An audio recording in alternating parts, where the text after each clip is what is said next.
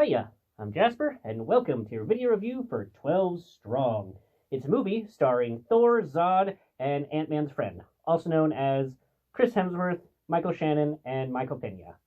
So, as always, I'm going to give the good, the bad, and the furry. To start off with, the furry. There are some sheep.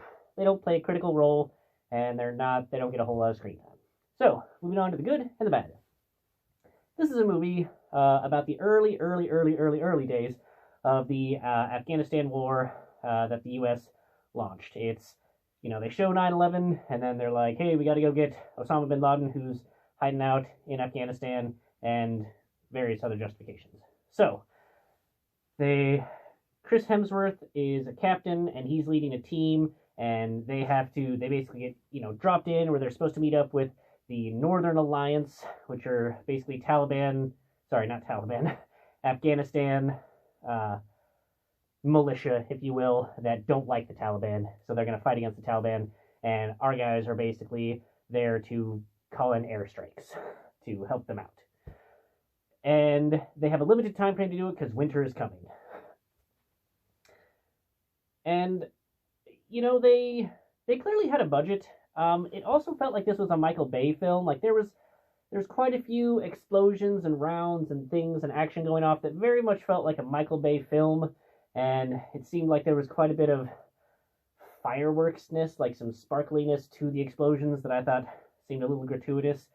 I also felt like some of the action sequences, the fighting, they had American forces just shooting the bad guys, but the thing is that it was done a lot of times where you'd see the American forces, and then in separate shots, you would see the bad guys, and like getting killed and whatnot. But I mean, they could have taken that from at any point, and they could have taken that from at any point and just mashed them up. And it seemed like a few times they did, because where they were shooting versus how the bad guys were positioned and where they were getting killed, like, it seemed very chopped together, and maybe the eye lines weren't quite there. So it seemed like where people might have been firing to or from would have been behind them or over the enemy lines, or like where they would have gotten killed, basically. So I thought that kind of pulled me out of the action a little bit.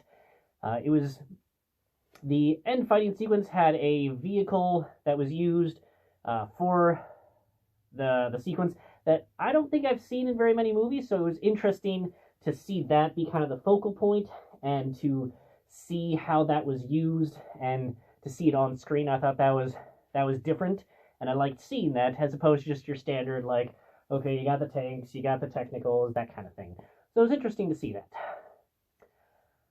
I also really liked Chris Hemsworth's character because I really like Chris Hemsworth in everything he does, so it's hard for me not to like him.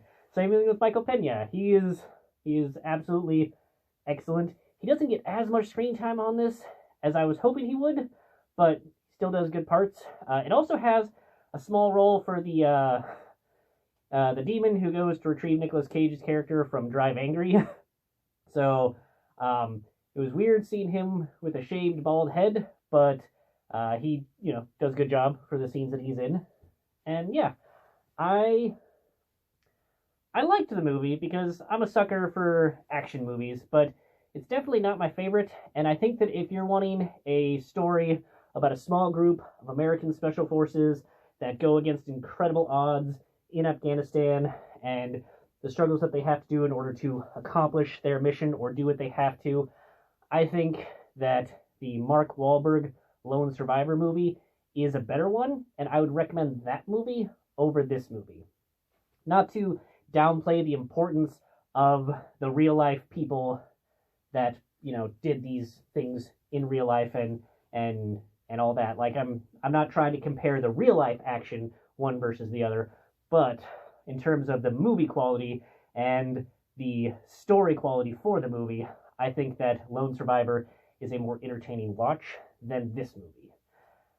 But yeah, I liked seeing how the characters interacted, the difficulties that they had, the interacting with the Afghanistan warlord and all that jazz. I thought that was very, very well done, and done in an entertaining way. Not a whole lot of memorable music in this one, and I feel like a couple times I would have enjoyed a little bit more slow-mo in a couple things. I just felt like there wasn't enough slow-mo. But it was a fun ride. I would say to skip unless you're a super fan, and if you just kind of like having action movies on in the background, just kind of see, oh, here's the action sequence, let me check that out, then I think having it on in the background might be a good choice. But yeah, that's all I have for this one. Hope you liked it. Hope to see you at the next one. Bye.